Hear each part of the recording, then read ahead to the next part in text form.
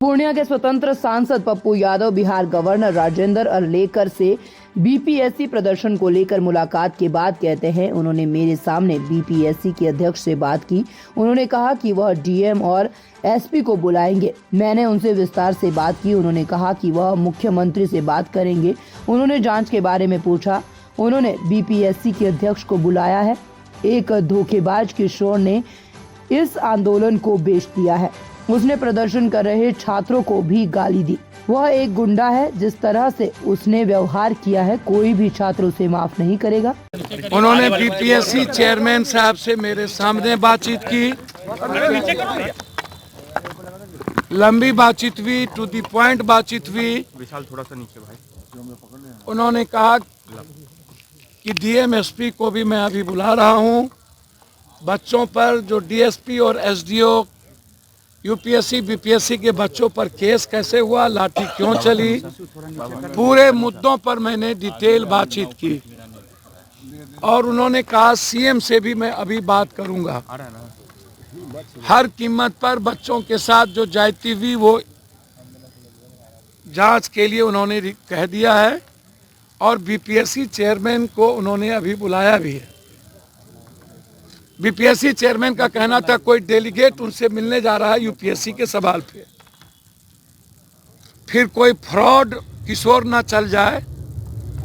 इस आंदोलन को एक फ्रॉड किशोर ने बेच दिया, मुहिम खत्म कर दिया। सरकार से मिलकर के पदाधिकारी के साथ उन्होंने पैसे का साठगांठ किया और इस आंदोलन को बेच दिया। और कल रात में जाके बच्चों को गाली गलौज किया, कुत्ता, कमीना, साला, कम्बल देते हैं तुमको।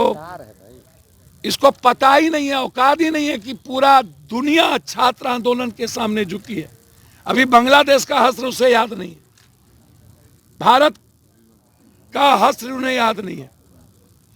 ये दौलत स्वराज पार्टी और ये फ्रॉड दुनिया का है।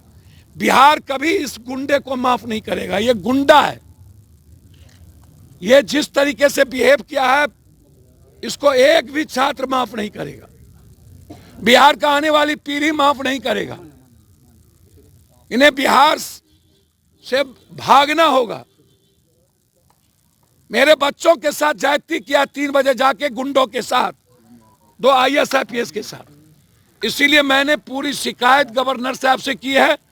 पूर्णिया हाईकोर्ट बेंच के बारे में गवर्नर साहब ने स्वीकृति दी है, लिखा है हाईकोर्ट बेंच को कि बिहार में एक हाईकोर्ट बेंच और स्थापित होनी चाहिए। ये 2 बड़े मुद्दे जो बीपीएससी और पूर्णिया हाईकोर्ट के मुद्दे थे, जिसके लिए आज हम मुलाकात किए। और मैंने ये दोनों मुद्दे, ये पूर्णिया हाईकोर्ट है,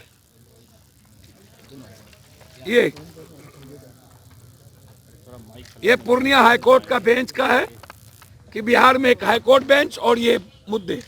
और उन्होंने अभी ही मुख्यमंत्री से बात करने का आश्वासन दिया। डीएम एसपी को बोले हैं कि मैं बुला रहा हूं। और बीपीएससी चेयरमैन से वो डायरेक्ट बात किए और उनको कहा है कि आप पूरा डिटेल हमें आकर के बताएं कि किस आधार पर आप 4 तारीख को एग्जामिनेशन लेने की बात कर रहे हैं।